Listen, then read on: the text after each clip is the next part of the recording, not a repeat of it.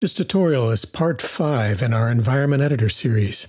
Today, I'm going to show you how to customize the final look of your game using Photoshop to create a color grade. If you're not familiar with the Environment Editor yet, I highly recommend that you watch the first 4 parts of this series and spend some time getting comfortable with it. You'll also find tutorials to help you with lighting, which is also relevant to this topic. Well, pretty much everything about level design and creating art assets and lighting are relevant to color grading, but you already knew that. So the first thing you should know about color grading in CryEngine is that you should absolutely finalize your level design, lighting, environment presets, environment probes, and pick a comfy chair before you start working on your color grade. Because if you go to the considerable trouble of creating the perfect color grade, and then go back and change anything that affects the lighting in your level, like other settings in your environment preset, you've effectively invalidated your color grade, and you'll have to start grading all over again. Now, of course, in the real world of game development, things happen in many departments at once. Things change, including the minds of art directors and other interested parties, and I can't help you with that or that haircut you gave yourself. But all I'm trying to impress upon you right now is color grade last. And don't cut your own hair. It's also important to know that color grading is the only part of the rendering pipeline that's performed in an 8-bit color space, which will be important to remember when we get to Photoshop. So render those cube maps, lock down those light components, save your environment preset, and here we go. Your first tip. It's not very useful to build a color grade for a game unless you're looking at the game. Yeah, we got that. You say. Just tell me where that big make color grade button is and I'll be on my way. Well, hold your horses, partner, because you don't make color grades in the engine. But before you go all... What the hellfire kind of engine is this, anywho? Let me just ask you this. Would you rather modify images in Photoshop, which has been around for over 30 years and which every artist knows like to know their own horse? Or would you rather have us reinvent the wheel and make you learn some new tools that do exactly the same thing? As a wise artist once said, "Render into Photoshop what Photoshop doeth best." Or something like that. So here's a summary of the process in 4 easy steps. First, you're going to capture a whole bunch of screenshots from your game, and you're going to paste them into a Photoshop document along with our handy color reference chart. Next, you're going to adjust the colors and tones in Photoshop until you love how those screenshots are looking. Then you export the color chart, which has also been changed by your adjustments. And last but not least, you assign that new lookup table, which is what the color chart is, as the color grade for your level. Now, I'll explain all the details, but technically the steps are pretty simple. The hard part is the subtle art of color correction, but you're already an artiste extraordinaire, so I'm not at all worried for you. So the entire basis for the color grading workflow in CryEngine is this little color chart, which you'll need to download from the written version of this tutorial right here in our documentation. Do not, under any circumstances, modify this image in any way, ever. This image is the gold master, the reference image that the engine will compare to the modified version you're about to create. CryEngine measures the differences between the original swatches and your modified swatches and calculates your color grade. So do not mess with our hero or you will have color chaos and a broken heart. I didn't say achy breaky heart. Did I say achy breaky heart? No, I have never said those words. Okay, so let's launch Photoshop and create a new mullet, a new document. 3 very, very important settings here. First, our color mode must be RGB.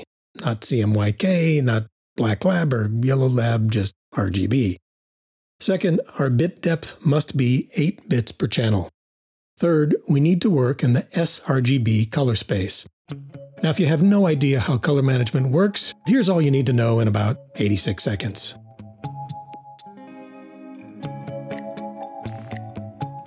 Every imaging device, like this monitor you're looking at, has its personality, its imperfections. So we measure the quirks of monitors and cameras and printers and save that information in a little file called the color profile.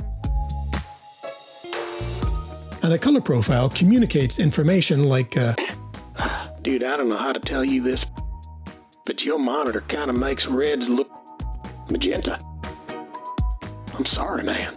Your system says, "Never fear, I have profiled this monitor, and thus I shall compensate by shifting those reds back to the yellow side of red." So in the end, what that means is you get accurate color.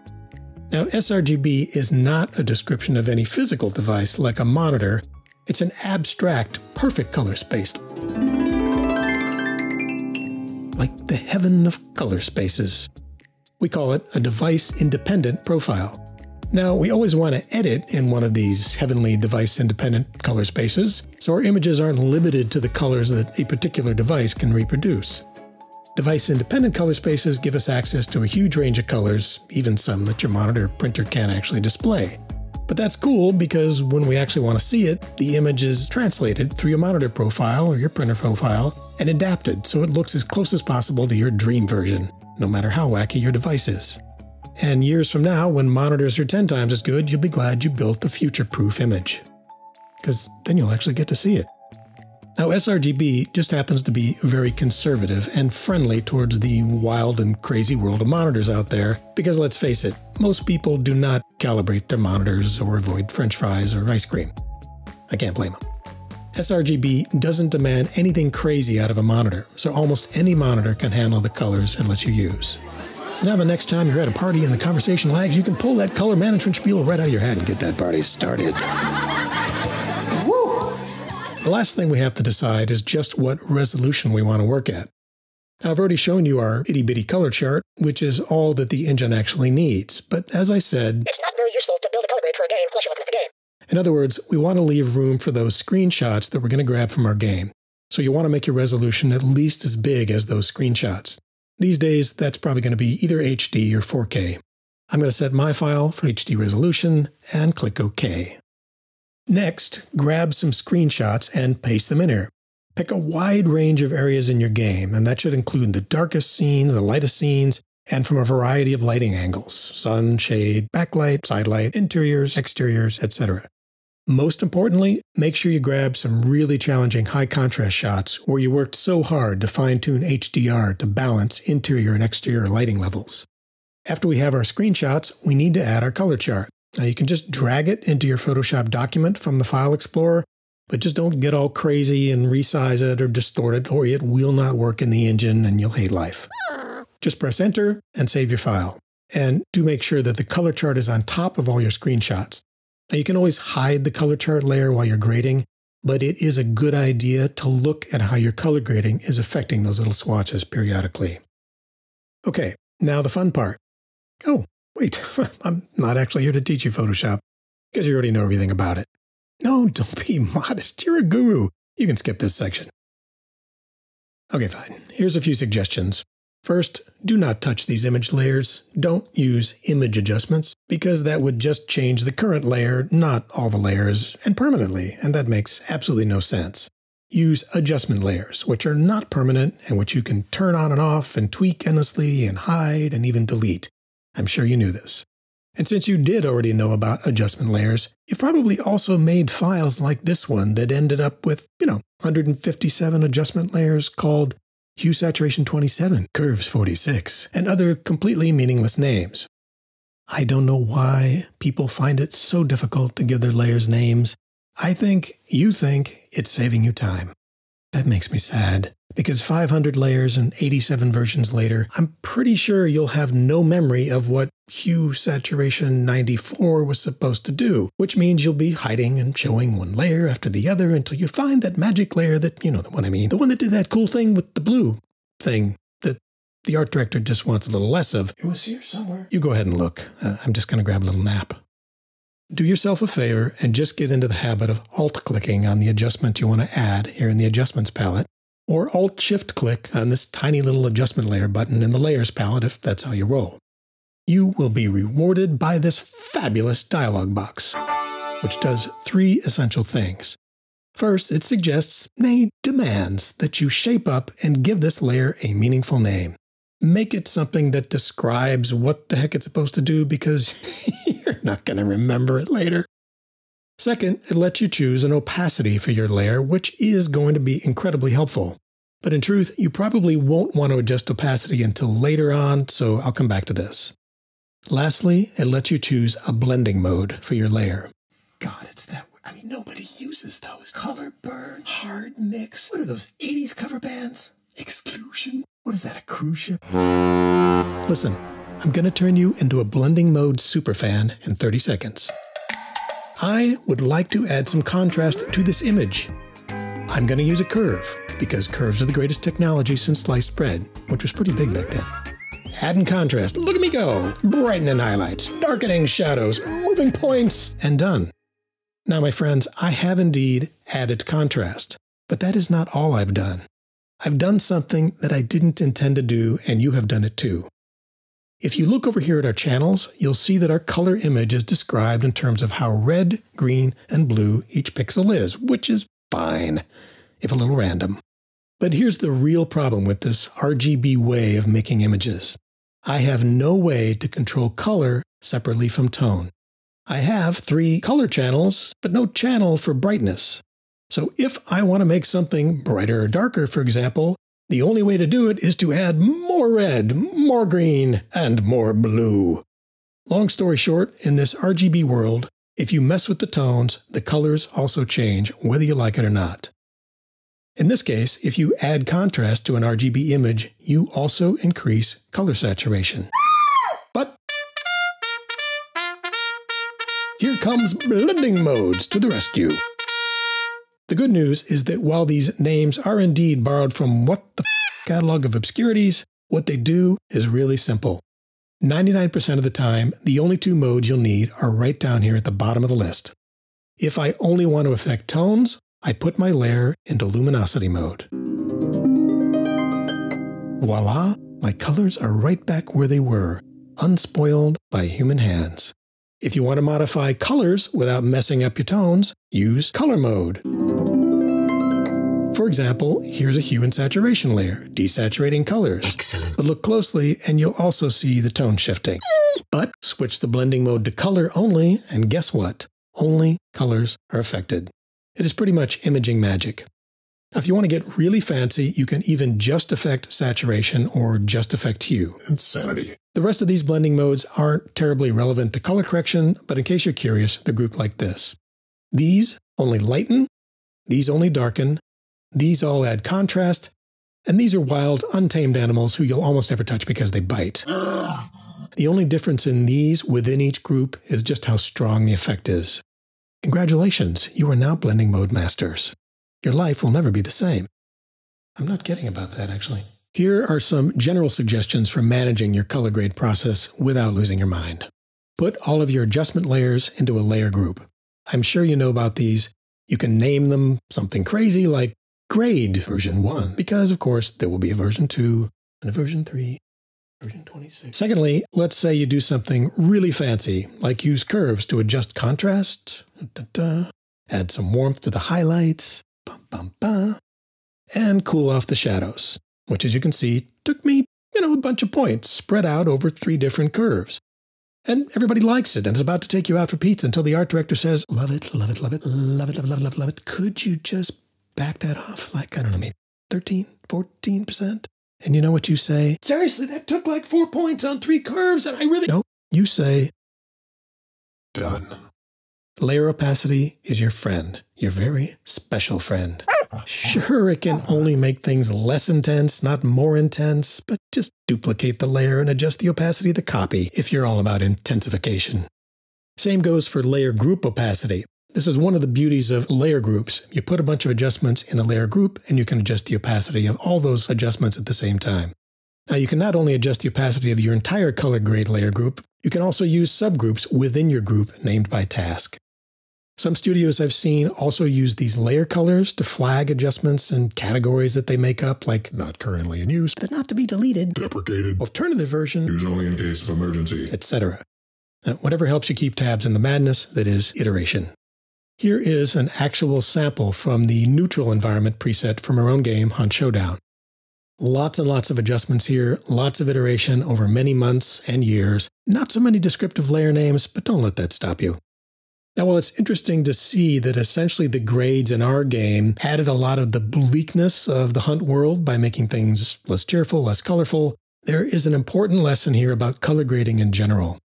If you look at these images before color grading, you may notice that they're quite flat. The lighting design is low contrast by design. Then we add contrast in the color grade as a rule. And that is actually a strong piece of advice that we humbly offer you, because if you build a lot of contrast into your lighting, you have less room to maneuver in the color grading stage. What I'm trying to say is it's much harder and less successful to reduce contrast than to add it at this point. In particular, the closer your shadows get to black, the more trying to lighten them is just going to reveal nasty posterization or banding artifacts. Another thing I'd be careful about is oversaturating colors in the color grade. Lastly, I suggest you work from the general to the specific. While you can't use layer masks because these color changes are applied globally in the engine, what I mean is that you should do the most general adjustments first, like overall exposure, contrast, saturation, etc. Then do things like targeting specific color ranges and tweaking them.